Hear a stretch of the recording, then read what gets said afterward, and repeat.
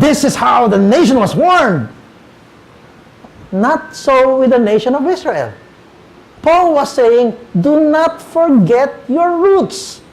Do not forget that the reason you came to being was not because of a being called Bathala or anyone else, but because of the true and living God.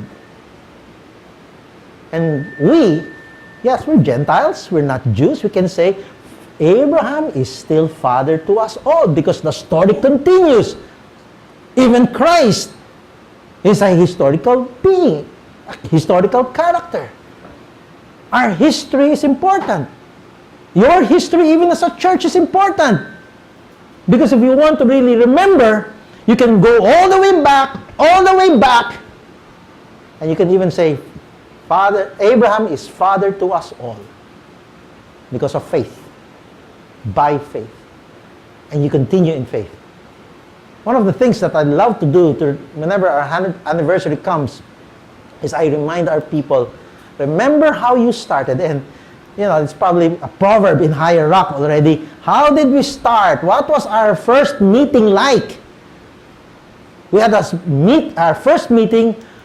To my surprise, there were 40 or so people who attended. I didn't expect 40 people. It was done in a little small house in Cubao that was dilapidated. And I would even explain which has become like a proverb to us. Our first service we had an overhead projector that was first lent to us and then eventually given to us. And I know why they gave it to us, because that overhead projector was being held up by masking tape. And the songs were flashed there, and because the head would go down every so often. So, but that's how we started. And I'd like to remind our people, that was how we started.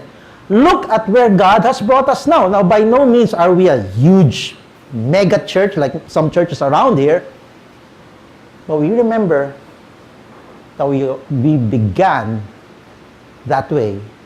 And we remember all we had was that we trusted God for the rest of our years. Don't forget how you guys started. Don't forget even the pain that you went through, the struggles, all the problems that you encountered along the way. Because if you continue to remember that, you will remember, but we've gotten this far, not by the works of man, not by our human intellect, but because we trusted in the God who is alive. And we can trace that all the way back and say, Abraham is father to us all. That is crucial. And Paul wanted the people to understand it. But second, Paul reminds us that Abraham became the father of many nations through faith alone. This is how it all came to pass. It is through the medium of faith, the instrumentality of faith, that all this became true of Abraham and his seed. We are told in the book of Genesis that Abraham's original name, if you remember, was Abram, which means father of many. Okay? Yet, even with a name like that, we learn that when God called him, when he was living in the Ur of the Chaldeans, he was actually childless, right? By the time he left Haran, after the death of his father Terah, Abraham was 75 years old and still without children. Yet by faith, he began the last part of his journey to the land God had promised. In his initial call, God promised that he would make Abraham a great nation. And when the promise was reiterated some years later, the Lord promised Abram that his descendants would be as innumerable as the stars in the heavens, although the patriarch and his wife, Sarah, were still childless. In Genesis 15, verse 6, we are told that it was at that time that Abraham believed in the Lord, and he reckoned it to him, God reckoned it to him as righteousness. Yet it is evident from the preceding passages in Genesis that Abraham's response to God had previously been that of sincere, unconditional faith. Now, Scripture does not tell us what Abraham, who was steeped in idolatry, thought of God when God first called him in Ur. Neither are we told about what made Abraham put his trust in God. But we do know that the same God who made the call prompted the faith in Abraham that responded to that call. Now, we realize that Abraham's faith was rather amazing. We are told that for 40 years, before it was fulfilled, Abraham believed God's promise to give him an heir. Abraham trusted God to make him the father of a great nation and of a multitude of people, although there would not be a nation in the usual sense of the term until nearly 600 years later, when Joshua would lead the Israelites back into Canaan to possess it. Now, as the story goes, after Abraham arrived in Canaan, he was immediately faced with a number of severe tests to his faith. He encountered famine, as we read in Genesis chapter 2. He had an incident with a potentially hostile Pharaoh in Genesis chapter 12. A conflict developed with his nephew in Genesis chapter 13, his nephew Lot. Moreover, we are informed that Abraham struggled with fear in Genesis 15. So you will notice that this man, Abraham, did not have it easy.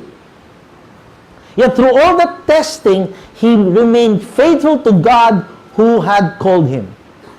Now, imagine what it must have been like for a man with such a name, Abram. I mean,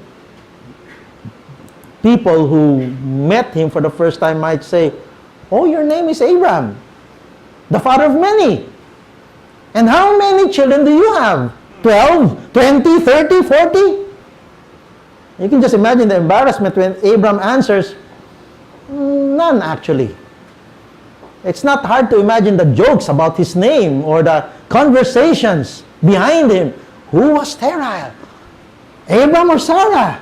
Who's got a problem with plumbing here? Was he really a full man? Why no children?